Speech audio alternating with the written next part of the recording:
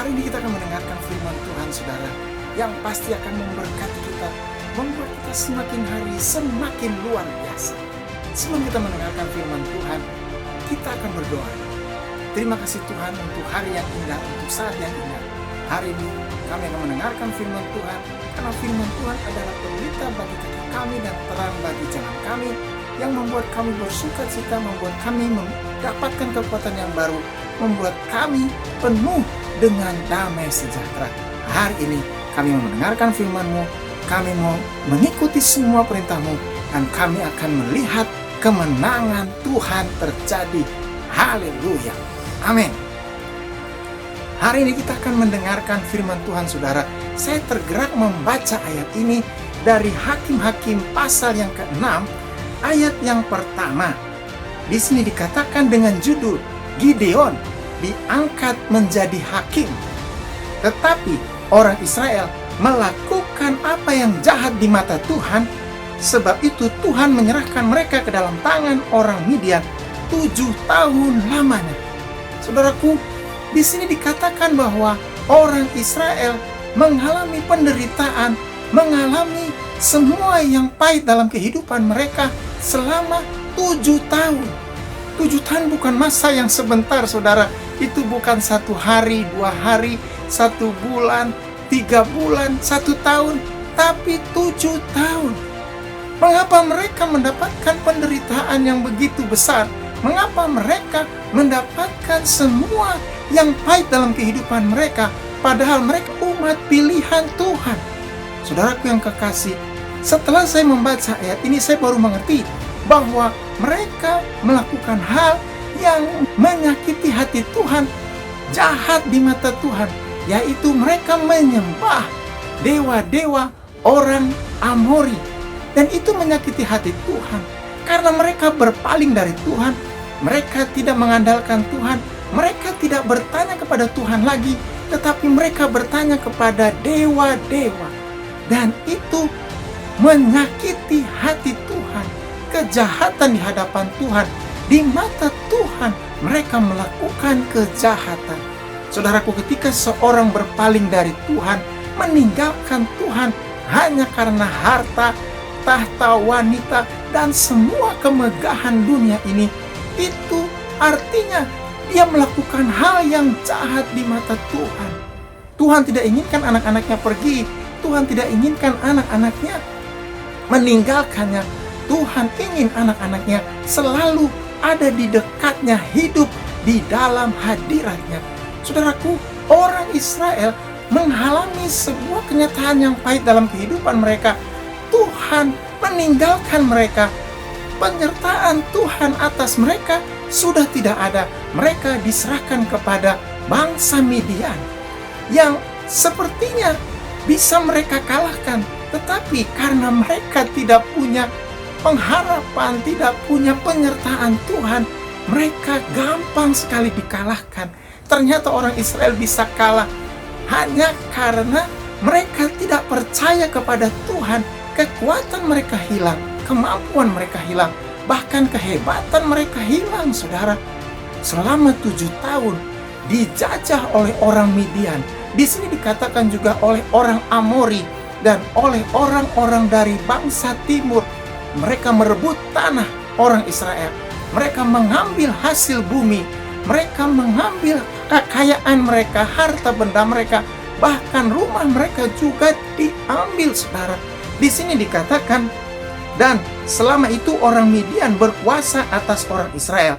Karena takutnya kepada orang Midian itu, maka orang Israel membuat tempat-tempat perlindungan di pegunungan, yakni gua-gua dan kubu-kubu. Setiap kali orang Israel selesai menabur, datanglah orang Midian, orang Amalek, dan orang-orang dari sebelah timur, lalu maju mendatangi mereka. Berkemahlah orang-orang itu di daerah mereka dan memusnahkan hasil tanah itu sampai ke dekat Gaza, dan tidak meninggalkan bahan makanan apapun di Israel, juga domba atau lembu atau keledai pun tidak. Saudaraku yang kekasih, semua makanannya tidak ada. Di sini dikatakan lembu, domba, semuanya tidak ada. Mereka mengambil semua persediaan orang-orang Israel. Orang Israel terpisah dari tempat tinggalnya, saudara. Mereka tinggal di gunung-gunung, di gua-gua, di kubu-kubu. Mereka tidak punya apa-apa lagi.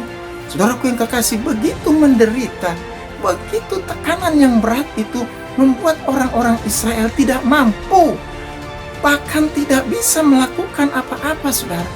Saudara, mereka kehilangan kekuatan, mereka kehilangan pengharapan, mereka kehilangan segala-galanya, saudara. Selanjutnya di sini dikatakan, ini yang luar biasa, ini yang adalah kunci dari semua permasalahan ini. Dikatakan di ayat yang ke-6, sehingga orang Israel menjadi sangat melarat oleh perbuatan orang Midian itu. Lalu berserulah orang Israel kepada Tuhan. Di tengah penderitaannya, di tengah aniaya, di tengah tekanan yang berat, di tengah penyakit yang begitu berat menimpa mereka, saudara, wabah kelaparan, mereka sudah tidak punya apa-apa lagi. Mereka berseru kepada Tuhan. Lalu berserulah mereka kepada Tuhan. Di tengah-tengah penderitaan itu, mereka bersehati, bergandengan tangan, merendahkan diri, menangis, memanggil nama Tuhan. Saudaraku yang kekasih, kalau saja sebelum masa 7 tahun itu, mungkin di tahun pertama mereka sudah menyadari kesalahan mereka karena mereka sudah meninggalkan Tuhan, beribadah kepada dewa-dewa yang lain. Mungkin tidak akan sampai 7 tahun, saudara. Itu langsung akan dijawab oleh Tuhan. Tetapi mereka mengeraskan hatinya. Mereka menganggap bahwa mereka bisa. Mereka menganggap bahwa mereka mampu. Akhirnya mereka pun bisa dikalahkan. Setiap hari mereka melihat kekuatan orang Midian, kekuatan orang Amalek di mata mereka. Mereka melihat orang-orang yang kuat itu mengalahkan mereka. Mereka tidak melihat Tuhan. Sampai akhirnya mereka melihat Tuhan. Saudaraku yang kekasih, ini yang luar biasa. Di tengah penderitaan kita, di tengah sakit penyakit kita, di tengah wabah penyakit yang begitu menakutkan, kita diberikan Tuhan kesempatan, mata untuk melihat kemuliaannya, tangan untuk bergandengan di rumah dengan keluarga, dengan anak-anak. Kita merendahkan diri, memanggil nama Tuhan, berseru kepada Tuhan dengan mencucurkan air mata. Saudaraku yang kekasih, Tuhan melihat air mata. Tuhan ada di tengah-tengah penderitaan umatnya. Di sini dikatakan di ayatnya yang ke-7, ketika orang Israel berseru kepada Tuhan karena orang Midian itu, maka Tuhan mengutus seorang nabi kepada orang Israel yang berkata kepada mereka, beginilah firman Tuhan Allah Israel, akulah yang menuntun kamu keluar dari tanah Mesir dan yang membawa kamu keluar dari rumah perbudakan. Aku melepaskan kamu dari tangan orang Mesir dan dari tangan semua orang menindas kamu. Bahkan aku menghalau mereka dari depanmu dan negeri mereka kuberikan kepadamu. Dan aku telah berfirman kepadamu, akulah Tuhan Allahmu, maka janganlah kamu menyembah Allah orang Amori yang negerinya kamu diami ini, tetapi kamu tidak mendengarkan firmanku itu. Saudaraku yang kekasih, firman Tuhan datang kepada orang-orang Israel. Tuhan menjawab doa mereka. Tuhan melepaskan mereka. Tuhan memberikan mereka kelegaan. Tuhan memberikan mereka damai sejahtera. Tuhan mengutus nabinya. Tuhan mengutus orang pilihannya, Gideon, untuk membebaskan orang-orang Israel. Itu artinya Tuhan menjawab doa mereka. Tuhan melihat air mata. Tuhan melihat pengorbanan mereka. Tuhan melihat semua penderitaan mereka. Hari ini Tuhan melihat penderitaan kita.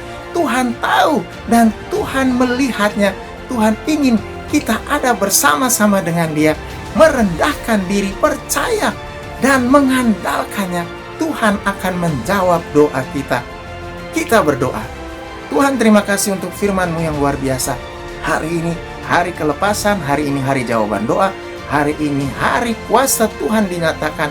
Hari ini juga Tuhan menjawab, bahkan Tuhan memberikan kesembuhan, kekuatan, semua yang luar biasa kebaikan-kebaikan Tuhan terjadi atas kami. Haleluya. Amin.